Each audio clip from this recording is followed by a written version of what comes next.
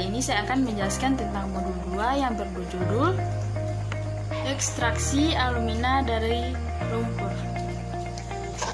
Percobaan ini bertujuan untuk mempelajari ekstraksi oksidasi logam dari lumpur dan mengkarakteristik senyawa yang dihasilkan oleh FTIR. Kemudian pengambilan sampel.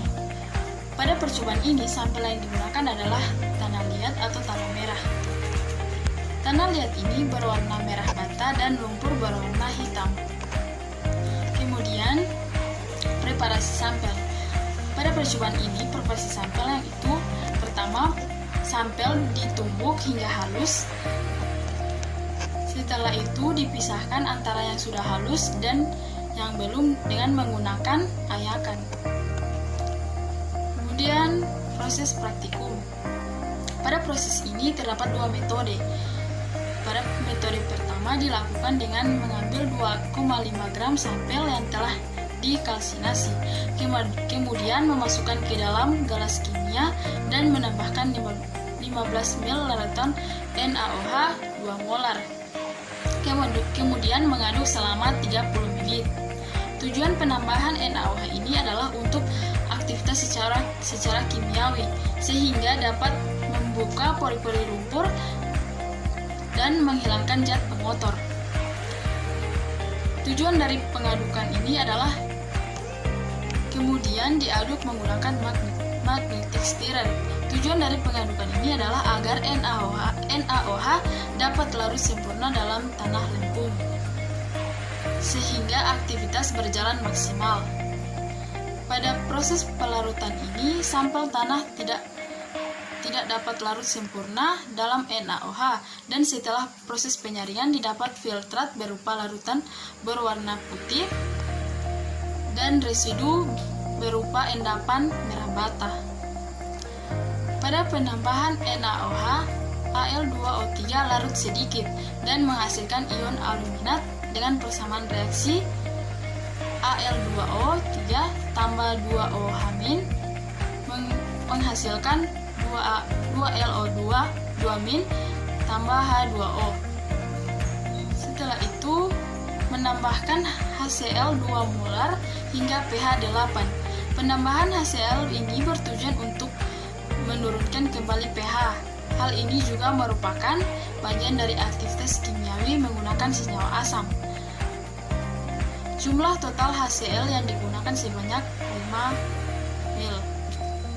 Proses penambahan HCl menyebabkan warna larutan atau filtrat menjadi endapan putih dan keruh serta terbentuk sedikit endapan dengan persamaan reaksi Al2O3 tambah 6 HCl menghasilkan 2 AlCl3 tambah 3 H2O.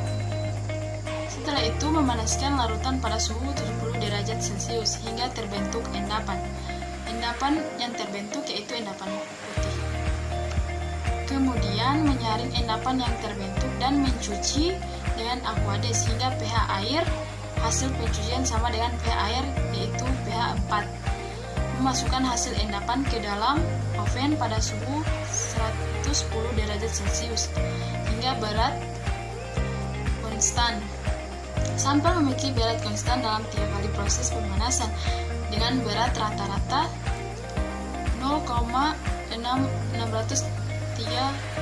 6.302 gram. Setelah melakukan percobaan metode 1 selesai, kemudian melakukan percobaan pada metode 2. Pada langkah metode 2 sama dengan langkah pada metode 1, tetapi penambahan larutan menggunakan HCl sebanyak 5 ml seperti pada gambar. Reaksi yang terjadi yaitu Al2O3 tambah 6 HCl menghasilkan 2 AlCl3 tambah 3 H2O. Kemudian menutup gelas kimia dengan kaca arloji. Aduk dan panaskan larutan dengan pengaduk magnet selama 30 menit di lemari asam. Kemudian memisahkan endapan dengan kertas saring. Kemudian pindahkan filtratnya ke dalam gelas kimia 50 ml. Larutan yang didapat yaitu larutan berwarna bening kekuningan. Tujuan dari menutup gelas kimia menutup gelas kimia dengan kaca arloji, yaitu agar pada saat pemanasan NaOH tidak cepat menguap. HCl tidak cepat menguap. Setelah itu menambahkan 1 molar NaOH ke dalam pH 3 menggunakan kertas indikator pH universal. Dapat membentuk endapan berwarna kuning. Setelah itu pisahkan endapan yang terbentuk saat filtrat dan menambahkan NaOH 1 molar hingga pH 8.